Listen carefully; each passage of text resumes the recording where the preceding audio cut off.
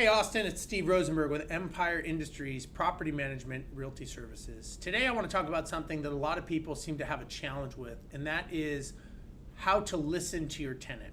Now, I think fundamentally we all need to understand that we are running a business when we own a rental property. And when you run a business, your business runs off of revenue. That revenue, the way that you get your revenue and you get paid is from your tenant. So your tenant essentially is the client. And a lot of people have that misunderstood. They don't think that they need to listen to the tenant. Maybe they can talk down to them. They can treat them bad. That is not a good way to run your business. At the end of the day, we are in the customer service business. When you own a rental property, you are servicing a customer.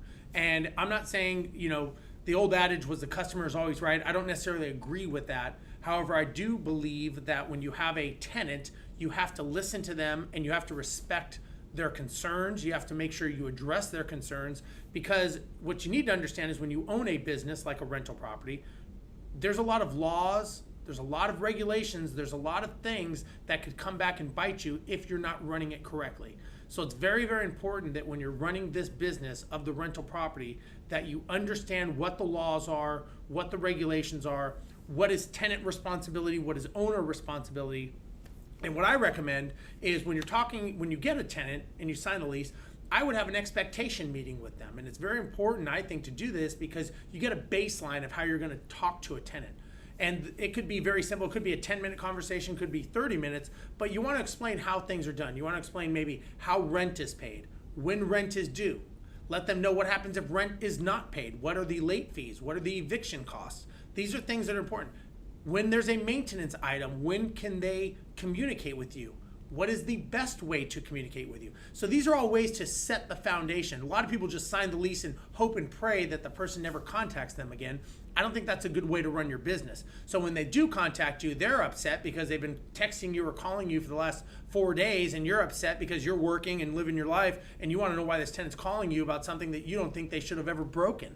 But the reality is you are in the customer service business and you have to address these issues because the tenants have rights. And you don't want to find out, number one, that the tenant left because you didn't address an issue that they thought was needed to be taken care of by you. You didn't think that you needed to take care of it, and so the tenant left. And what happens when the tenant leaves, now you have a vacancy, you have a make-ready, you have to release the property, and you've got the mental stress of having a vacant property. So is it really worth not knowing what your business laws are, what the expectations are of the tenant, what your expectations are for them? Setting that meeting in the beginning is so important because you're setting the expectations of what they can expect of you and what you can expect of them. So here at Empire, we do manage a lot of properties here in the Austin area. We'd love to sit down. We'd love to talk with you, see what's going on. Even if you just want us to lease your property, if you want us to help you buy a property or sell a property, we can do that as well. Just give us a call. We are here. We've been here. We'd love to talk with you. We do a strategy session with you. Look forward to talking to you. Bye-bye.